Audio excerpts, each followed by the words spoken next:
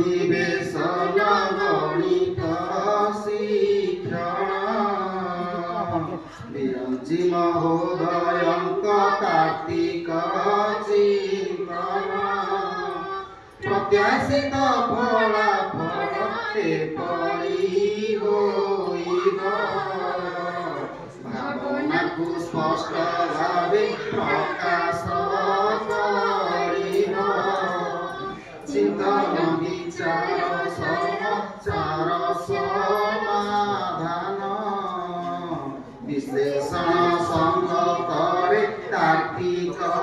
চিন্তন সৃজনশীলতা সহিত অনুসন্ধান আগ্রহরে গণিত গুরীকরণ আনন্দ উৎসাহরে প্রয়োগ করিবে দৈনন্দিনর জীবন ভয়মুক্ত পরিবেশে পিলাটি শিখিব তেবে তার শৈক্ষিক প্রগতি বৃদ্ধি ହେବ ଭାରତ ସଂଖ୍ୟା ପଦ୍ଧତି ମୌଳିକ ପର୍ଯ୍ୟାয়ে ସ୍ଥାନୀୟ ମାନ ଧାରଣା ପ୍ରସ୍ତୁତି ପର୍ଯ୍ୟାয়ে ମଧ୍ୟ ପର୍ଯ୍ୟାୟରେ ବୀଜ ଗଣିତକୁ ଜାଣ ଧନ୍ଦା ସମାଧାନ ଓ ସାଧାରଣୀକରଣ ଗଣିତ ଶିକ୍ଷଣରେ ଗୁରୁଙ୍କର ଭୂମିକା ଦକ୍ଷିଣାଧାରିତ ଯୋଜନାର ପେଟିକା ପିଲାଙ୍କ ଭାଗିଦାରିତା ନିଶ୍ଚିତ କରିବେ ପଞ୍ଚପଦୀ ଆଧାରରେ ଯୋଜନା କରିବେ ଶିକ୍ଷା ଅଧିକାରୀ ମାନେ ହୋଇନ ପ୍ରବେଶ କହିଲେ ପ୍ରବୋଧନର ମହତ ଉଦ୍ଦେଶ୍ୟ ଅଧିବେଶେ ପରିବେଶ ଅଧ୍ୟୟନ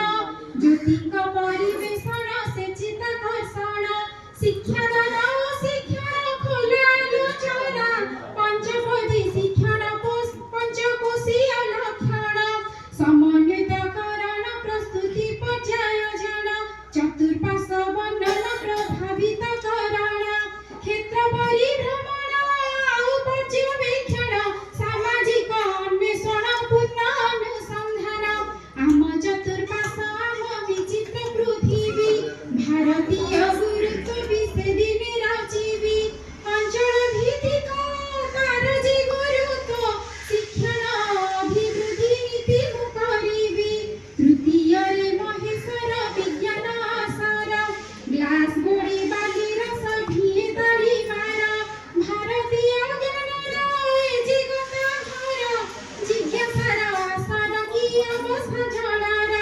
ଶ୍ରେଣୀ ଗୃହ କାର୍ଯ୍ୟରେ ଅଧିତି ବୋଧ ତତ୍ତ୍ୱ ସ୍ମୃତି ଜ୍ଞାନ ବିକାଶ ସେ ଅଭ୍ୟାସ କାର୍ଯ୍ୟରେ ପ୍ରୟୋଗରେ ବୈଜ୍ଞାନିକ ଦୈନନ୍ଦିନ ଜୀବନ ଲବ୍ଧ ଜ୍ଞାନ ପ୍ରସାରରେ ପ୍ରବଚନ ସାର